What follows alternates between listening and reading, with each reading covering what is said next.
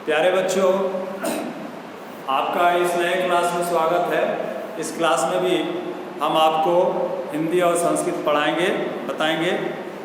तो ये किताब है हिंदी की, जिसका नाम है नूतन गुंजन हिंदी पाठमाला सार। और इस पाठ में पहला पाठ हम लोग प्रारंभ कर रहे हैं, पढ़ रहे हैं। तो पाठ का नाम है नदी। देखिए, लेखक हैं श्याम नारायण पांडे। तो इस कविता में कवि क्या बता रहे हैं, नदी की क्या उपयोगिता है, क्या महत्ता है और वर्तमान स्थिति में नदी की क्या स्थिति है, इसके विषय में कवि कह रहा है। आप जानते हैं कि पीने का जो पानी है, जिसका उपयोग जीव जंतु और हम सभी करते हैं, इस पानी को हम कई स्रोतों से पाते हैं। विभिन्न प्रकार का स्रोत है, कुआं है, तालाब है, झील है, झरना है, नदी है, सागर है। मुख्य रूप से धरती पर सागर ही है।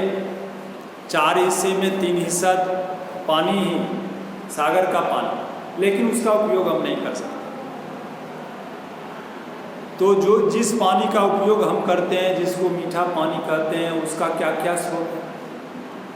तो ये सब स्रोत है, जैसे अभी बताया, नदी, झील, झरना, तालाब, कुआं, ट्यूबवेल, ये सब पानी का स्रोत है।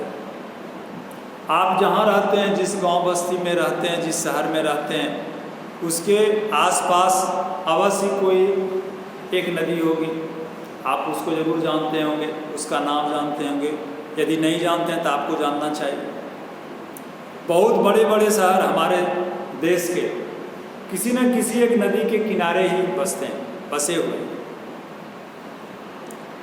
यह जो नदी हमारी सभ्यता संस्कृति का प्रतीक है, संघर्ष का प्रतीक है, हमारी उन्नति का और प्रगति का प्रतीक है। यह ऊंचे पहाड़ों से निकलती है और अपने लक्ष्य सागर तक पहुंच जाती है। यह हर नदी, छोटी मोटी नदी किसी बड़ी नदी में मिल जाती है और हर बड़ी नदी अंत में जाकर अपने लक्ष्य सागर में मिल जाती है। तो इस प्रस्तुत कविता में नदी के संघर्षपूर्ण जीवन की कहानी लेखक ने बताया, कवि ने बताया। पर्वतों चट्टानों से लड़ती हुई, अर्थात अपने रास्ते में आए हुए बाधा से लड़ती हुई, टकराती हुई, संघर्ष करती हुई नदी अपने किनारे बसे शहर गांवों को जीवन देती है और हमारे देश की धरती को हरा भरा रखती है। तो इस तरह कहो कि देश की उन्नति का रास्ता नदी प्रशस्त करती है, नदी सरल बनाती है। हमारी देश की प्रगति उन्नति का रास्ता नदी प्रशस्त करती है। इसलिए नदी को हम माँ की तरह प्यार दुलार देते हैं। नदी को माता कहते हैं, माँ के तरह इसका संबोधन करते हैं। जिस प्रकार माँ हमारा पालन पोषण करती है, हमारी उन्नति तरक्की के प्रयत्न में लगी रहती है, ठीक ऐसे ही नदी माँ की तरह दुलार करती है। लेकिन कभी कभी नदी रौद्र रूप भी धारण कर लेती है। जैसे हमारी गलतियों पर हमारी माँ हमें डांटती, फटकारती और नाराज भी हो जाती है, ठीक ऐसे कभी कभी ये हमारी नदी जो माँ के समान है, कभी रौद्र रूप दिखलाकर हमें डराती भी है, कुछ सिखाती भी है हमको नदी। लेकिन नदी कभी भी रुकती नहीं है। जीवन एक संघर्ष है, मानो यह बताते हुए नदी लक्ष्य की प्रतीक्षा में निरंतर आगे बढ़ती चली जाती है और अंत में अपने लक्ष्य सागर में जाकर मिल जाती है। ये नदी की कहानी, ये किसी भी नदी के विषय में बताया गया जो हमेशा ऊंचाई से पर्वत से निकलकर अंत में अपने लक्ष्य सागर में मिल जाती है। और आने वाले रास्तों में आने वाले विभिन्न प्रकार की बाधाओं से लड़ते हुए उसके बीच रास्ता बनाते हुए निरंतर बढ़ते जाती है।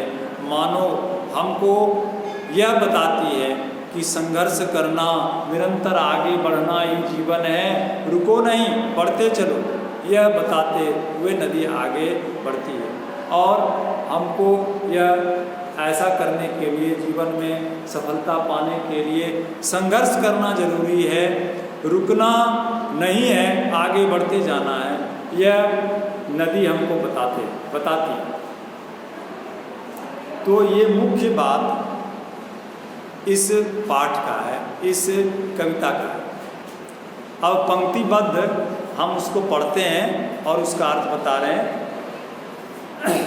कवि कहते हैं, क्षण भर रुक कर विश्राम करो, क्यों नदी निरंतर बहती हो।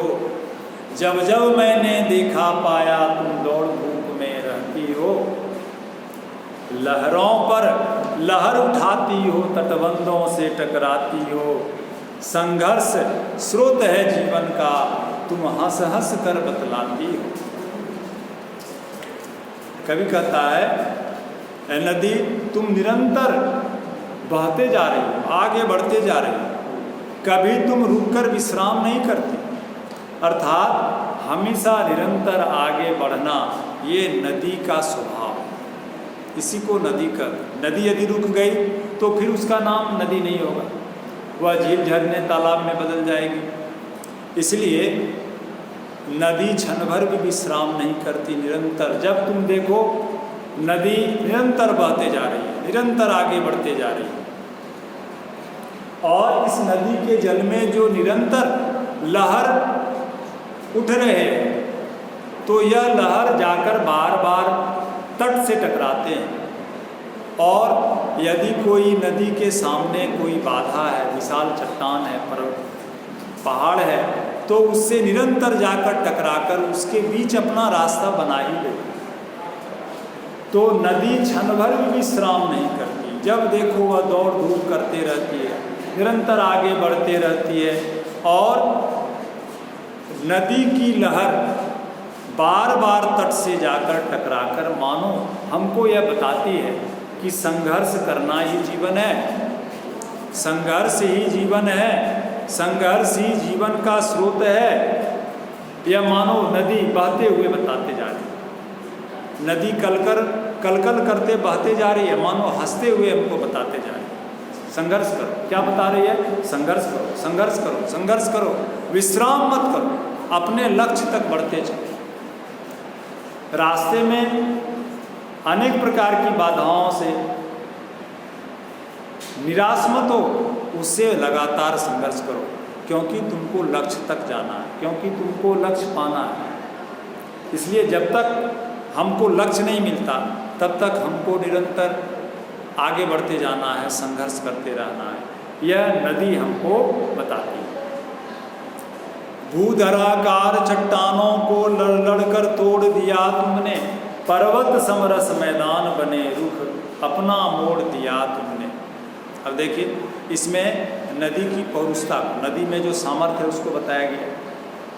भूधराकार मतलब विशाल विशाल, पर्वत के आकार का विशाल कोई चट्टान है, तो नदी उससे बार बार टकराती है, और टकराकर क्या करती है, उसको छोटे छोटे टुकड़ों में तोड़ देती है,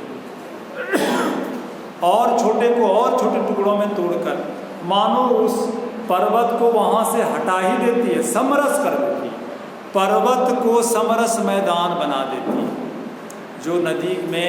जो नदी के रास्ते में पर्वत बाधा बन गया था, उसको तोड़कर समरस कर देती है, और इस प्रकार बाधा को दूर कर देती है, और फिर अपना एक रास्ता बना लेती है। रुख रुख रुख मतलब रास्ता, रुख अपना मोड़ दिया तुमने। और ऐसा नहीं कि पर्वत सामने आ गया, विशाल चट्टान आ गया तो हम मुड़ जाएं या हट जाएं, रुक जाएं, ऐसा नहीं। यह उसको तोड़कर उसके बीच अपना रास्ता बनाती है। धन्यवाद।